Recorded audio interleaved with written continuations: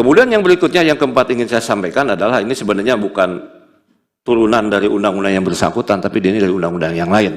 Hanya di sini disebutkan bahwa tentang bukti pewarisan. Memang Bapak dan Ibu di Indonesia sampai saat ini yang saya tahu, di Indonesia tidak ada undang-undang yang menyebutkan tata cara atau prosedur pembuatan keterangan waris. Tapi kita hanya merujuk misalnya yang terakhir adalah kepada Peraturan Kepala Badan Pertahanan Nasional nomor 12 tahun 2021 di pasal 111 ya.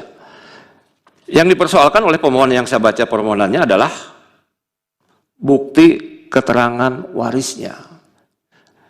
Memang di sini saya setuju dengan peraturan ini ya dari Kepala BPN ini, yaitu Menteri Agraria dan Tata Ruang, disebutkan bahwa di pasal 1 C, surat tanda bukti sebagai ahli waris dapat berupa wasiat dari pewaris, putusan pengadilan, penetapan hakim, ketua pengadilan, pernyataan ahli waris yang dibuat oleh waris dan dari orang saksi, dan dari notaris. Memang di sini saya katakan kalau pakai istilah hukum tidak konformitas.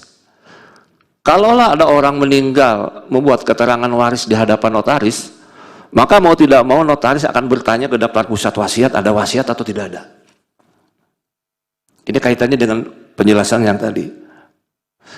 Kenapa hal ini hanya berlaku untuk notaris? Karena notaris memang di Undang-Undang Jabatan Notaris punya kewajiban untuk bertanya ke daftar pusat wasiat. Tapi bagaimana misalnya kalau keterangan waris itu dibuat berdasarkan putusan pengadilan negeri atau agama, penetapan di sini istilahnya, dibuat oleh para pihak, dikeluarkan oleh Rakyat Camat. Ketika dibuat ada wasiat, siapa yang tanggung jawab? Memang ini bukan kewenangan di MK untuk mengatakannya. Saya ingin mengatakan bahwa aturan ini memang lebih baik dikembalikan kepada yang membuatnya, itu Kementerian ATR dan Tata Ruang. Untuk memperbaiki aturan semacam ini bahwa meminta ada atau tidak ada wasiat bukan hanya dilakukan oleh notaris, tapi siapapun, di sini disebutkan putusan pengadilan, penetapan pengadilan, atau di bawah tangan yang diketahui oleh Rakyat Camat, sama-sama seharusnya untuk meminta surat keterangan ada atau tidak ada wasiat sebagai bentuk perlindungan hukum dengan pasal-pasal berikutnya. Memang saya katakan sekali lagi ini harus dikembalikan kepada Kementerian ATR karena yang bersangkutan yang membuatnya. Tapi itu pendapat dari saya seperti itu. Baik, Majelis Hakim, Majelis Konstitusi yang hormati, itu pendapat saya. Terima kasih. Wassalamualaikum warahmatullahi wabarakatuh. Waalaikumsalam. Silakan Pak Habib, Pak Haji.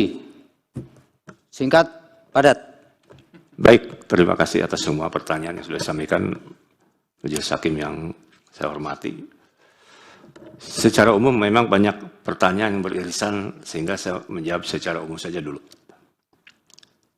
Jadi tentang PPJB ini, kalau kita lihat di hukum tanah nasional di Undang-Undang Pokok Agraria bahwa hukum tanah Indonesia ini berdasarkan hukum adat. Antara lain tentang jual beli. Jual beli tunai, kontan, real. Tidak ada yang namanya PPJB. Sehingga dalam hukum adat kalau kita beli tanah belum lunas, harga 100 juta, dibayar 50 lunas, 50 juta jadi utang piutang. Itu konstruksi hukum adat memang seperti itu.